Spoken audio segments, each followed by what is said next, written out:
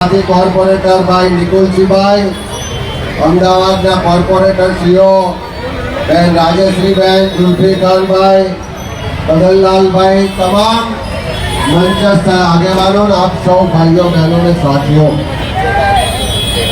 આપ સૌ જાણો છો એમ અહીંયા આંગણવાડીની બહેનો ઉપસ્થિત છે।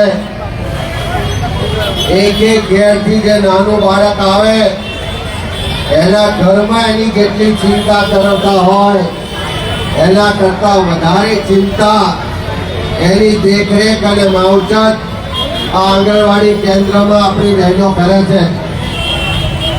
આ સરકાર દ્વારા ત્યાં પહેલા કાર્યક્રમો બસો ભરવાની હોય, ભીડ ભેગી કરવાની હોય, ઘેર ઘેર જઈને કાર્યક્રમો આપવાના હોય તો આંગણવાડી કાર્યકર બહેનોનો ઉપયોગ થાય છે।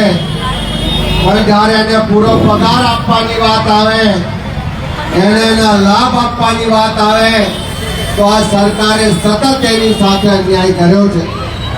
હું આજે આ બહેનોને અભિનંદન આપીશ કે સરકાર સામે લાંબા સમયથી લડત લડતા હતા અને નામદાર હાઈકોર્ટે હવે ચુકાદો આપ્યો કે આ આંગણવાડી બહેનોને 20,000 કરતા વધારે પગાર હવે મળવાનો છે। હેલ્પર વર્કર બહેનને પણ સારામાં સારો પગાર મળવાનો છે। એ સાચી વાત છે નહીં? આ લાંબી લડાઈના અંતે ન્યાય મળ્યો છે।